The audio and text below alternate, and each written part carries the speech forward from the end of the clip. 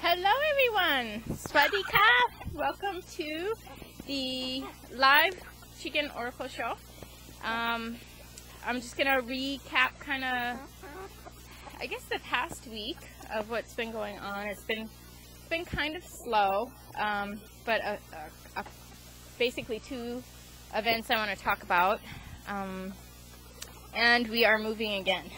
So more and more transition, and this is still major transition time, so life goes on. But one thing was Zodi. I had her for about 4 years. She was one of my oldest chickens, and she represents the personal astrology chart, the personal relationship to this universe in this lifetime. So it has to do with personality, who you go with, who's in your life, what you are here learning, and what you're here to do. So she became very, she had an impacted egg, and she became very bloated with fluid, and then it became very painful for her, and I had to take her to the vet to get drained. And basically with this problem, you can't really save them from it, because even if you drain them to relieve their discomfort or their pain, because it's this fluid that builds from that problem, even if you get them drained, it's just going to happen again, and it's just about, you have to, they live for a couple months, and it's a really hard death process. And so I took her to the vet, and they didn't know what to do. The vet that I have for my chickens knew what to do, but he was not there that day. So the vet that he sent me to did not know what to do, and she called him, and he talked to her on the phone, talked her through the process of draining the chicken, because she didn't know how to do it. So she was very nervous, and she did a good job, and she did an excellent job. I was thinking, like, I don't know, should we drain all of it, or maybe keep some of it, just relieve her pressure, because I don't know about all of it, but I was like, well, I guess why not? It's all infection anyway, so might as well drain it all, and we put her on antibiotics. But and then after we drained her, she was feeling great, and she was running around, and she was all good, and then right before we got home, she just suddenly went into seizures and died. And I think it was too much to drain all of that fluid out of her, because it was a lot of fluid. And with the meaning of her name, the zodiac, it's almost like we get so filled with the life experience, or the emotions of our life experience, and then this kind of this puts our purpose and our personality into a state of death, and maybe that pain and suffering that just builds and builds. Maybe we just need to die and be reborn in a new life without it. How do we get rid of that? But so the interesting thing was that actually it was people's good intentions to drain her of this. So it's almost like to be drained of emotions. It's almost like people, and I was thinking about this in life, sometimes the people who love you the most, they start triggering your emotions. They trigger you in the ways that are mostly sensitive to you, are most intimate in their in the attack on you, or the judgment on you. It's just,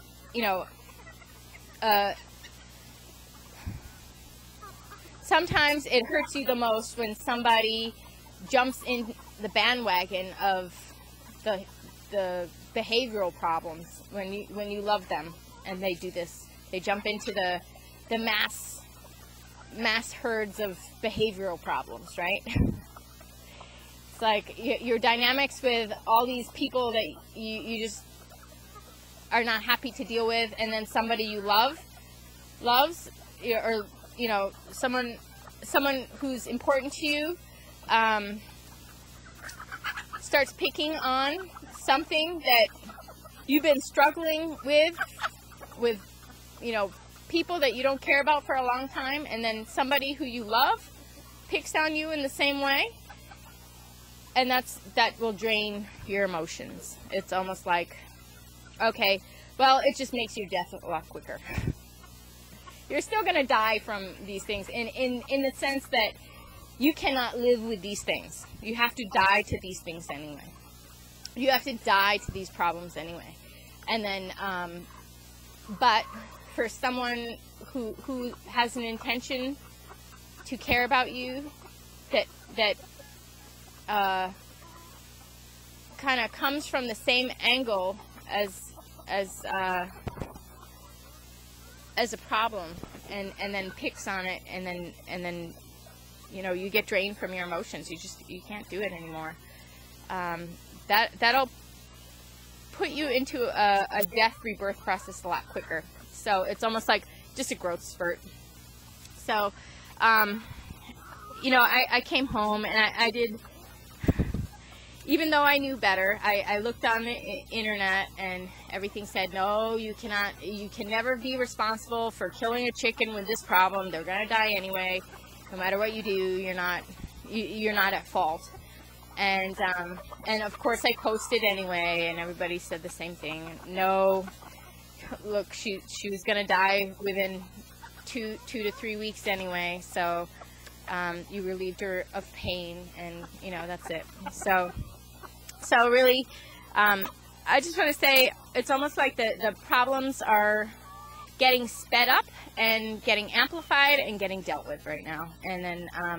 And then we have our rebirthing process. And I loved that chicken, but I already contacted someone in Chiang Mai. I'm gonna get some new chickens just like her. So although they won't be her, but still there's something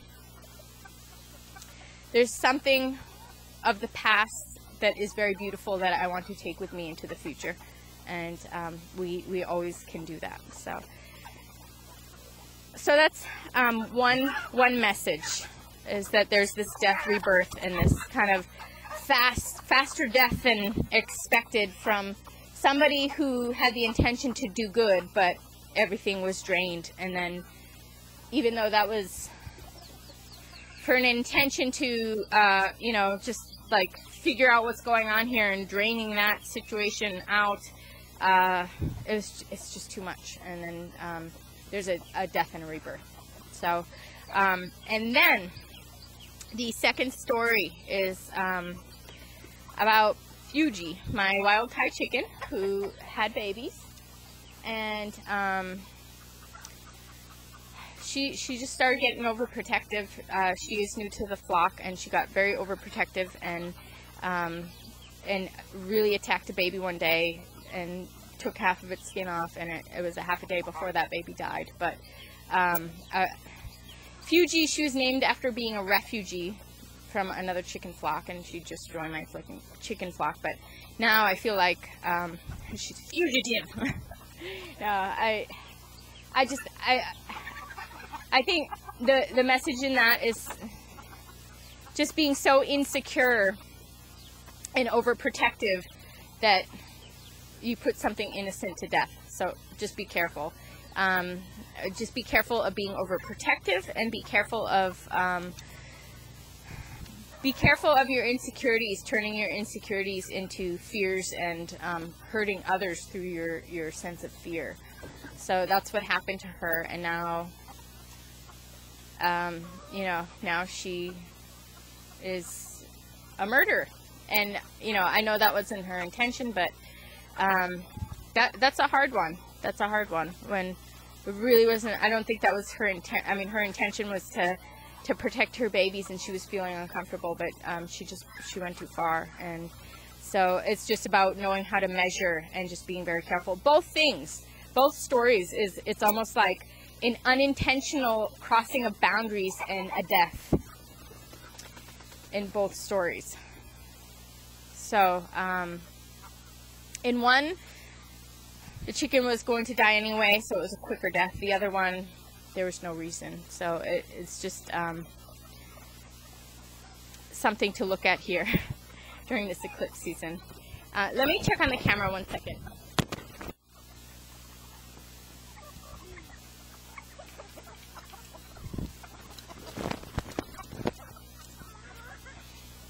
Okay, so I have one last story, but I brought the food out for the chicken, so everyone's getting a little anxious here. But I have a new chicken that was named. It was born when it got here, and the kids of this house named it with their friends, and they named her Silver Wing.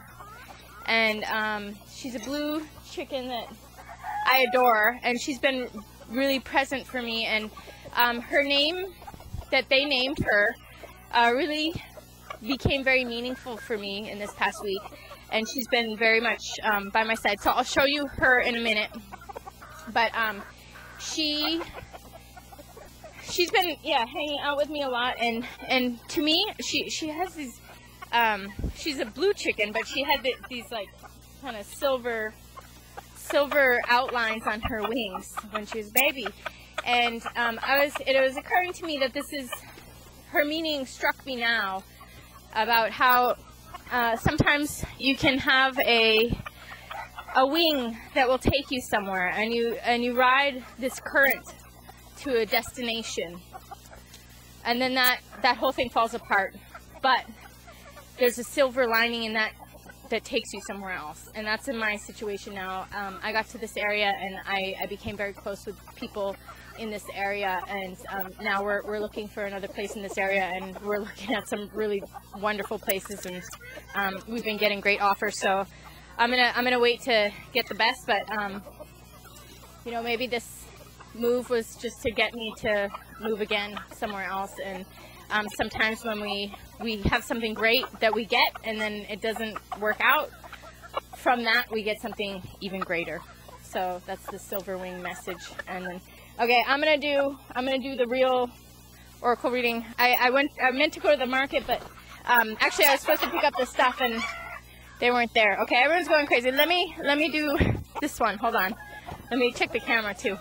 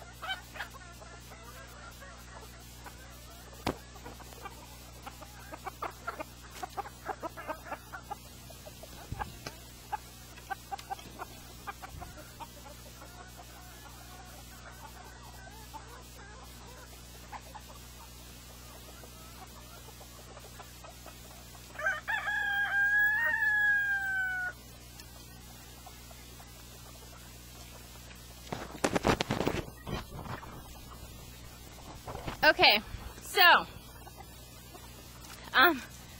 this stuff all over me. Anyway, the messages I got from that was, first we had a little Fuji lookalike. She doesn't have a name, but she looks just like Fuji. And this has to do with kind of getting back into the more innocent part, the younger aspect of yourself, because she's just, to me, a little Fuji. So back into that innocence of being a pioneer and in your life, and wanting the best for yourself and trying to find your way, and really being free from life experiences in the sense that we're able to start over and be be young and fresh and new in our approach to life. And then I had, the second one was Aisha, which is don't worry, everything that's going to happen is going to happen. Whatever is meant to be is going to happen. And we do our best, and that was always in the plan. We have our limitations, that's always in the plan. And what's going to happen is going to happen. So we can take the pressure off ourselves and just do our best and just, you know, stay relaxed and do our best in our life to move forward in the way that we want to go, in getting our needs met and getting the world's needs met, and just doing our best in life. And then the last one was Magdalena, right here, and she has to do with unconditional love and really being getting the bad end of the deal with society. Really, all the projections of other people fall on her, and she is this very unconditional loving force that that when people have been stripped of their ego, they can appreciate it. When they are in a humble position, they recognize the beauty, and they can experience that love. But you know, when there's a fighting ego or a power game, Magdalena is the first to suffer. The one that has the most integrity and is there and really present is the one who ends up kind of getting dumped on. It's the one who's doing all of the work for everybody, but yet gets no appreciation. It's that divine mother that gets trashed and slashed and burned, and that's just unfortunately the world we live in. And it's really sad that that there's a tendency to attack that unconditional love, but people don't trust it. They see this unconditional love and they think, oh, there's something wrong with that. And then they start to take out their issues and really put it to the test and challenge that unconditional love, when really they could just always humble themselves to it and experience the healing from that, and the gift of true connection from that. And that is the ultimate experience of God manifest on earth, is when you meet a person who is 100% unconditionally there for people, who are willing to be open and willing to be receptive to what is in front of them. Somebody who's willing to accept God's presence in their presence. Somebody who you know, meets a Buddha or Jesus or the Virgin Mary, you know, or Mary Magdalene, who is a virtuous, unconditional being of light that was really one of the greatest leaders to ever, maybe the greatest to walk this planet. That the divine feminine manifest, you know.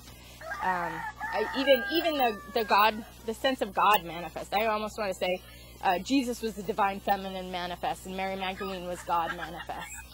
I guess I see it like that, because the mind of the woman as a pure unconditional being is really extremely, extremely intelligent and alert and aware and conscious of all complexities of human nature. And that's the Magdalena energy, that unconditional care for society, for the children, and for the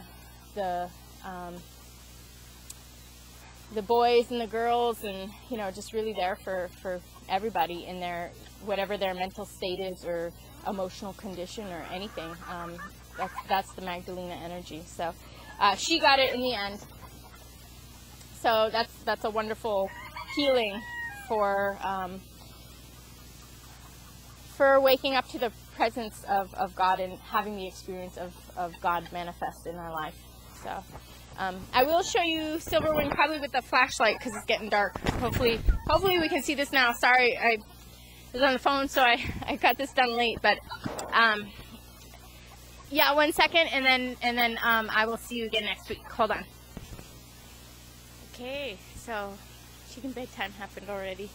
I just wanted to introduce you to Silverwing. She's the only one of the babies that really has a name right now.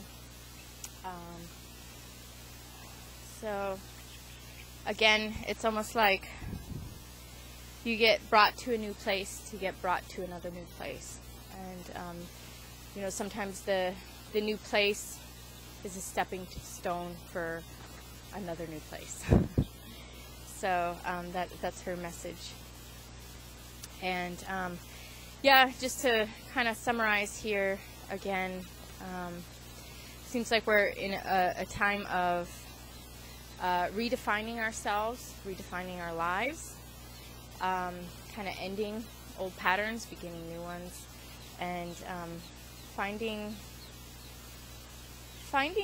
the silver lining of the wing that has taken us to where we're at now, and then going from that silver lining into a new place for ourselves. And again, you know, with the live oracle reading, we have the do not worry, that we will get what we are destined to experience, and really to open ourselves to that unconditional love, that compassion and understanding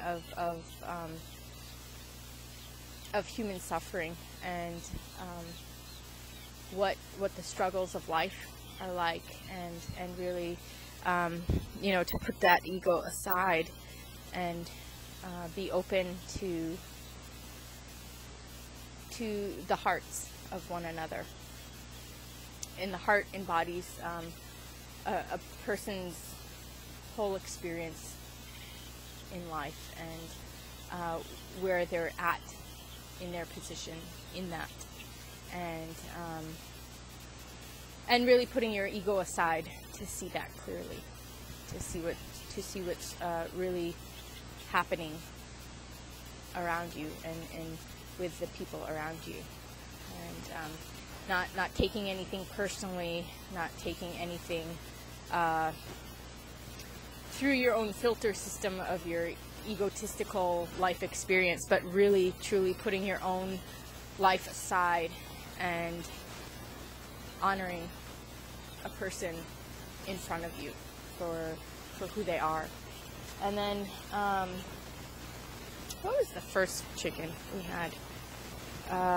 Oh, the Fuji, which brings me back into this death and what is happening here with the ego. So she just went off her ego and killed a baby for no reason, except that she feels insecure, and she is the newest member of my flock, I guess. The Brahma's sick right now. Also, I guess the Brahmas did not do well. That big gentle giant that was native to the area is I've lost 2 out of 3, and I think I'm going to lose the third. So that's another little message in that.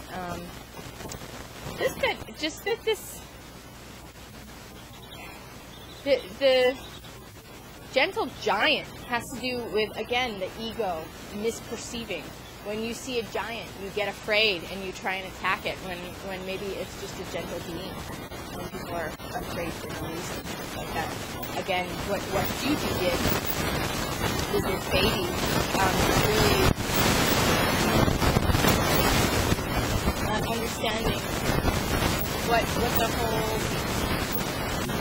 real situation was, and just, you know, being in her own head and acting out of just totally fear-based, fabricated past history. So I don't know where she came from, but she was not happy when she came from sort of flock.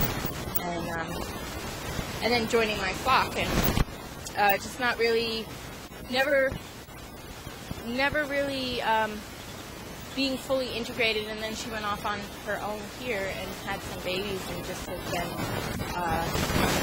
just really trying to assert her dominance, like, you know, make up for insecurity. through this aggressive force that this is not okay. So, yeah, we need an egg, but we don't know what to call you yet. So anyway, the messages, of the week. So the first one was Fuji, the Fuji baby, and really starting to go again in our innocence and really putting that ego aside. And with the eclipse season right now, we really need to put that ego aside and take responsibility for that unconditional love. Take responsibility for